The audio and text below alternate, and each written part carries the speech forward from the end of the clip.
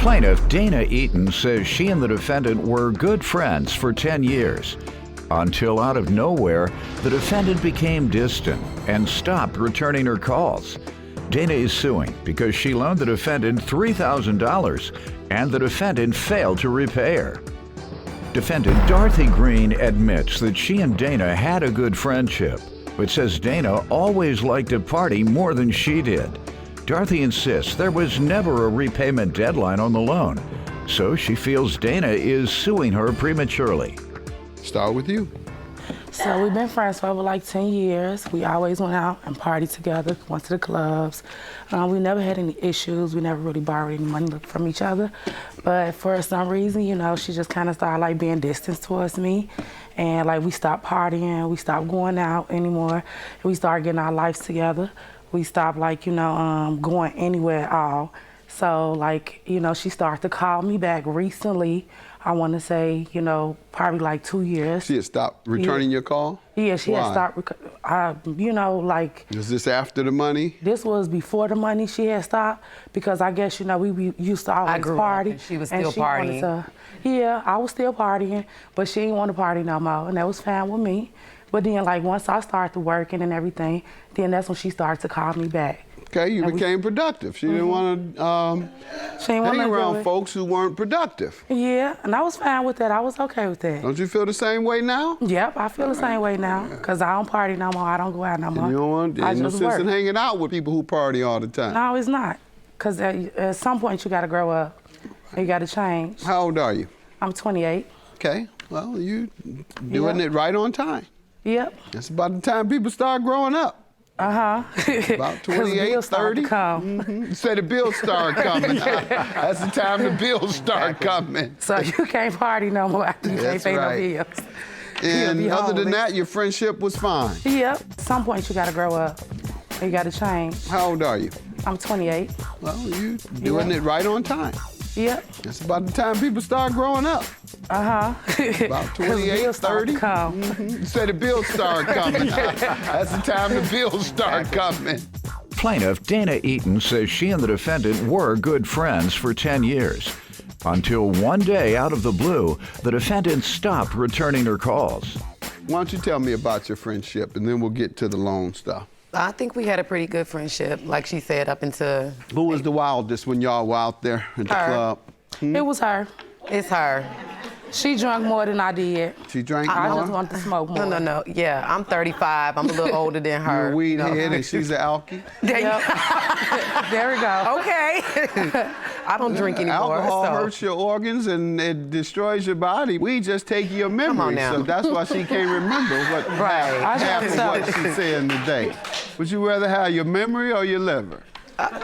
My liver. Something gonna go. My liver. My liver, I'll be senile. You say you don't mind being senile, yeah, but I don't mind being senile as long as I got my liver. I'm still living. As long as your organs are functioning. All right. Hey, I'm with you. I tell my kids and wife all the time. I say, if I go, because my memory is going bad, probably because I didn't listen to my teachers all my life. They said, don't smoke that weed, and I smoked it all my life. And now my memory gone. And so I was telling my kids, I don't know what's Alzheimer's, weed, I don't know what it is. So I say, look, when I'm laying up in that bed talking crazy and don't recognize nobody and just calling y'all everybody else, I say, please, just laugh. Have fun with it. Have fun. I don't want y'all to be hurt. Hey, because I'm gonna be happy because I'm gonna be talking crazy. But so just laugh and have fun with me. That's right. Yeah, say, Daddy, who are you? What's your name today? I'm General Lee. Okay, General Lee. Attention. Have fun, man. For God's sake, don't be crying and mad and no, Daddy don't remember me. Daddy having fun. Just have fun with Daddy. All right. Tell me how she owes you for this loan, $2,800. So she asked me to borrow $3,000 because she wanted to get her a new car. You say? Yep, $3,000. And she was having like problems with her old car. And I let her borrow the money. You're a good friend. How long ago was that? This was in February. Young lady loaning $3,000. I would have loaned $3,000 now, unless you give me your collateral. $3,000, and when was she to repay it? She was supposed to pay me back in 2 months. That we didn't have an exact date set on that. But we did say 2 months. And that was what year, ma'am? We didn't have an exact date set on when I would pay her back. Yes, we did. Yes, we did. Yeah, that means reasonable amount of time. It was supposed to be a reasonable amount of time. How long has it been? It's been about 4 months. It has. But she knows I started going through some Did hardships. you pay her anything? I gave her about $200-$300. And then didn't answer the phone no more. That's not what happened. How did you expect to be paid? Well, she had 2 jobs at the time. She was actually doing cabin and she was working, nursing. So I know she was gonna be able to pay me back. That's the only reason why I let her do it. Then she signed a note and told me she was gonna pay me back. Let's see the note. You do have a time frame then. If you sign a note, hope you have a deadline. I got a time frame. There's and not it got a date on there. Yes, it is. It's the date on there. Yeah, you've been drinking. Yeah. It is. She been drinking. That's her problem. She a fast talker. 2019. I don't recall. I don't have a copy of the letter with me. But you recall signing it? I do. I don't recall what the agreement was on You what. ain't gotta have Come on. 2019. That's all, man. Yep. It full payment within the next 2 months, which is April 2019. Okay, I don't have a copy of that, Judge, but during the time she gave me the loan up until that point, my mom did, my legal mother did pass away. She knows that. I started going through different hardships. We actually had to bury her out of pocket. Me not talking to her had nothing to do with the loan. It was just a lot of stuff happening at once. She knows I've been back and forth to court for my son. It's just been back-to-back things going on with me, so I wasn't avoiding her. Me and her being friends 10, 12 years, I thought she would be understanding. I was trying to be understanding. I even wanted to reach out to her, and I wanted to like check on her and see what was going on with her, because I knew she was going through a lot at the time. But for her not to answer at all and avoid me, she'd be like, I can see her at the store. She act like she didn't know me. That's not true. Come on now. Like, I didn't feel like she was hurt. At least, if she's such a good friend, the good enough friend to loan you $3,000, she's a good enough friend to turn to when you have a crisis in your life. I turned to the person who that she was going through something and then didn't even answer the phone. Yeah, I mean, you were close enough to borrow $3,000. But Judge, that wasn't just with her. That was with my sisters. That was with everybody. I kind of had slipped into a depression and I just shut down. I wasn't really talking to anybody. All right. I'm laying up in that bed talking crazy and don't recognize nobody and just calling y'all everybody else. I said, please, just laugh. Have fun with it. Have fun. I don't want y'all to be hurt. Hey, because I'm going to be happy because I'm going to be talking crazy. Plaintiff Dana Eaton says she and the defendant were good friends for 10 years. Until one day, out of the blue, the defendant stopped returning her calls. I don't want you all to turn on each other. So I'm going to grant you your judgment. And good luck. Hope you get on your feet. Judgment for the plaintiff. Have a good day, ladies. Thank you. Well, I still love you. We still gonna always be friends, 10 years. If we want to hug it out, we can. I'm not mad at you. Okay.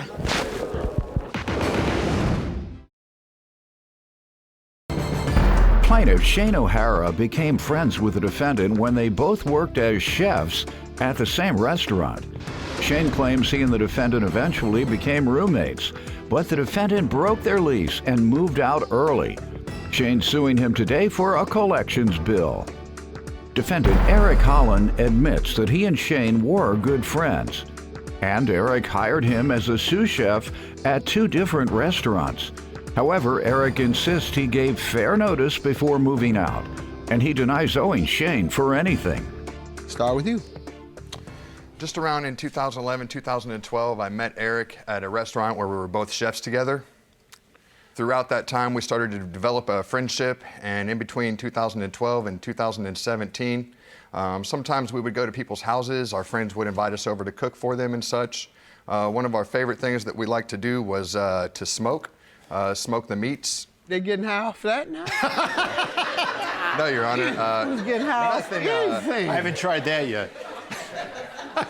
Nothing illicit, smoking like a butt or something, like a pork butt, smoking butts. That's what we like to call it. Okay. All right, so they're not smoking meat yet.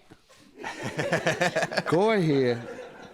So you smoked beef. Yes. All right. Well, pork, Your Honor, pork butts. All right. All right, and like I was saying, we started to develop some kind of a friendship, began to get close together. So we decided that we would move in together as roommates. My girlfriend, I, and him, we moved in together at a place that we lived together for about a year. We verbally had talked about staying there for about 2 years. As my girlfriend and I, we didn't like to move around a lot. And he kind of agreed to that, but we didn't sign a 2-year lease for various reasons. Eric and I had worked together. He hired me as a sous chef where we were working together again as we were living together. And I believe that we started to get in confrontations at work. Things weren't going too well About there. what? Just random things like, you know, if I came into work, I would have to clean up after him. You know, Why do you think things changed? You all didn't have that problem in the beginning. I think it's just because we were living together and then working Got it. together, and that can sometimes create turmoil. Okay. So we moved into this property in May of 2016, or 20. Let me allow him to May give of- some May of background now before we get in. 2017. Let me allow him to give some background. Sir? So like Shane said, we met at an Italian restaurant that we worked at on the line together. Became really good friends over the years. I hired Shane on 2 separate occasions as my sous chef. First go around went really well. He's a very good chef, passionate. It worked out. He left on his own accord. The next time I hired him, it's not quite the same. Just a little bit different. Didn't have that passion. Maybe felt a little entitled.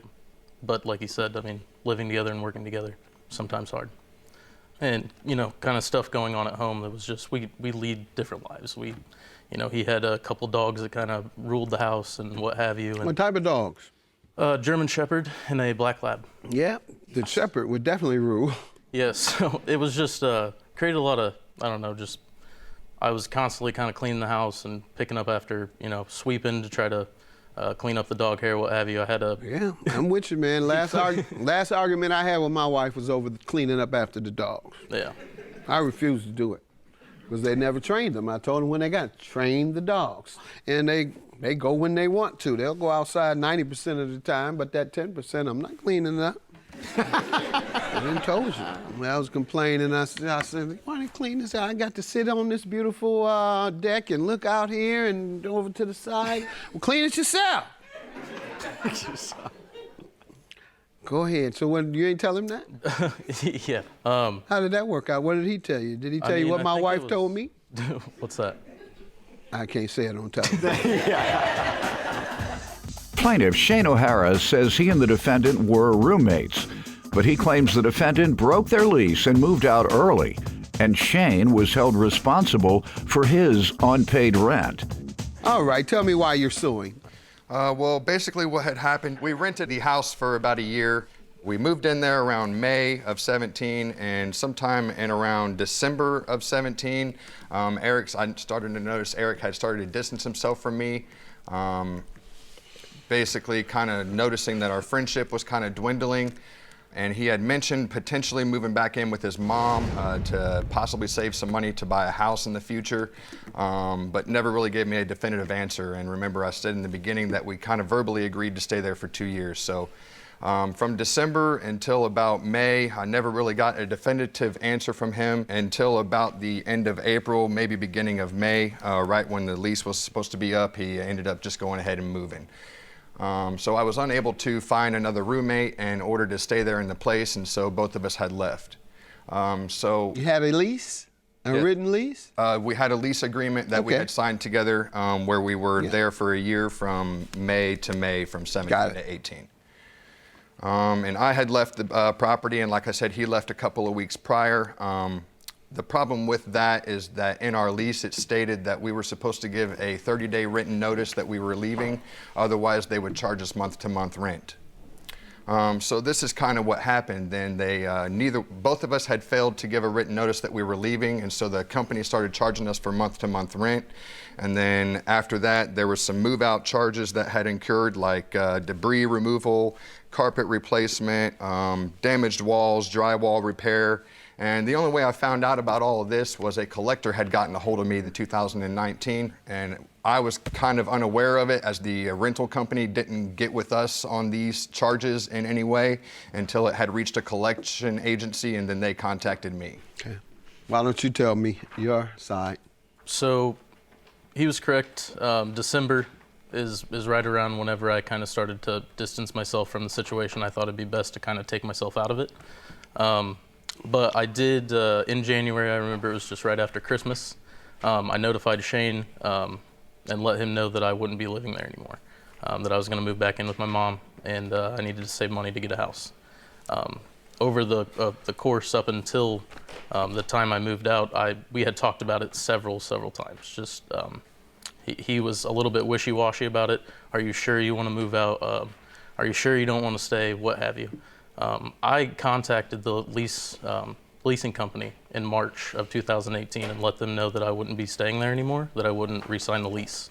And then I moved out April 25th of 2018, which was a little bit over a month before the lease was even up. What did they say when you said, I'm not paying rent anymore? I want to know what your landlord says. I'll tell you what mine says. I paid all my rent. I paid the rent for the... When you say you're moving out prior to your commitment, that's what I'm referring to. No, I paid him the rent for that last month. Did he? That's correct, Your Honor. Okay, so what is the lawsuit about? The lawsuit is about these incurred charges after we had moved out that the rental company charged us for. Let's see it. The damages, is that what you're saying? Yes, Your Honor. All right. I had the impression it was for moving out early and they were charging you rent for the rest of the term. All right, and they came up with $6,500. Wow. So you haven't paid anything on this, sir? The collection is all complete, Your Honor, and it shows here on this paper here from the collection That you've agency. paid it? Yes, Your Honor. Okay. And you all are equally liable, sir, so what's your defense to paying your half of what the collection says you owe? You all owe as joint tenants. I moved out 1 month before the lease was up, and I was out of there before any of those charges occurred, and as far as I knew, they were living in the house, Your Honor. Yeah, you wouldn't get the charges because you hadn't moved out. And they don't give you the charges until they look at the property and see if you've caused any damages. No, when you move out, you're not going to get the bill. No, they're going to go thoroughly through that apartment, determine what has been damaged, then determine whether you owe them or they owe you your deposit back. So let me look at some of the things they said were wrong after you moved out. After you moved out, they determined a short-term lease fee, $100, and the big one, carpet replacement. That's the biggest. And drywall repair and painting. That's $1,300. They had to fix the drywall. I mean, you had holes in the wall and everything, sir. That's what happens when you damage property. Yeah, I have pictures of the property as well, if you'd like to see those. You should have talked with them when you moved out about the damage. Plaintiff Shane O'Hara says he and the defendant were roommates, but he claims the defendant broke their lease and moved out early, and Shane was held responsible for his unpaid rent. All I'm going with is the damage that they concluded you failed to respond to. They went into collections. Collections sent the bill to him. He has paid his half. Is that what you're saying? Because this has a balance. What you handed me has a balance of $24.52. I can show you that we have paid the balance there, Your Honor. What that shows, it's kind of a little hard to explain, but the collection agency, she offered me a settlement option. Which was $4,000. I contacted Eric at that time to see if he would help pay for any of these charges. Yeah, the $4,000. Would he help pay for the $4,000? And what did he say? He said no, Your Honor. So why would he owe more than $2,000? $4,000 divided by 2 is $2,000. The only reason I've sued for the full amount is because if I was not able to pay that $4,000 within those 2 months that the creditor had offered me, then I would have had to pay the full amount. You would have had to, but you didn't. That's correct, Your Honor. $2,000 is your judgment, sir. Half of the amount. If it increases at any point, then you have to sue him again. Or hopefully he'll be fair enough to pay the additional cost that you all have been assessed. $2,000 is your judgment. Have a good day.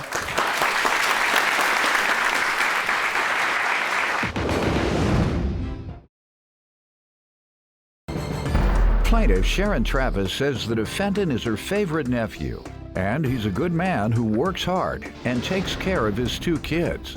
However, Sharon's suing because she allowed the defendant to borrow her car, and he got the car impounded for driving on a suspended license. Defendant Darius Hall says Sharon is his favorite aunt, and she played a big role in raising him. Darius says when he borrowed Sharon's car, she told him her registration expired in a month. But when he was pulled over, he discovered it actually expired a day after he took possession. State your name. Hi, I'm Sharon Travis. All right. You want to state I'm yours? Virginia Kitchen. All right.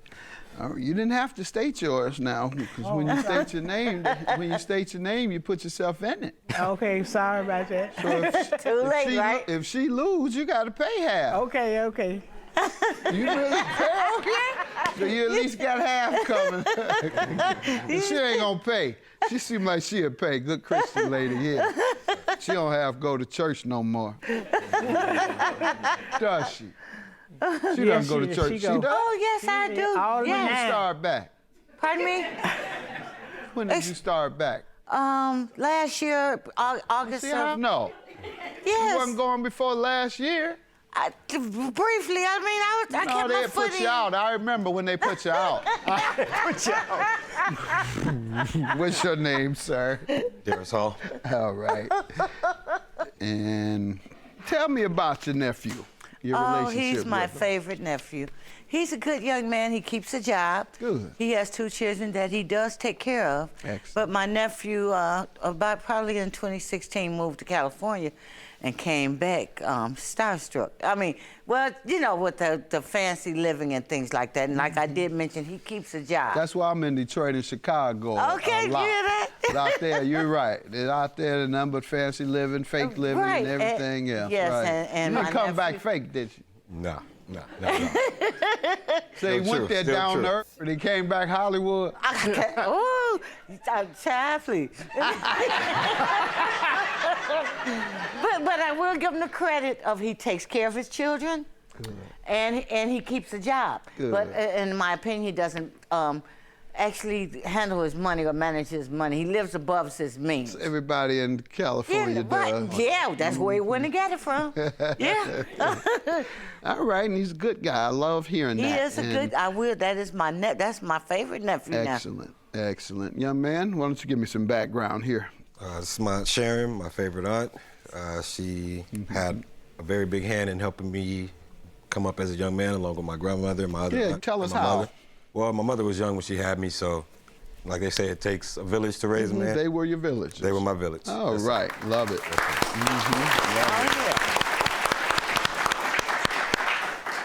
And tell us about your life.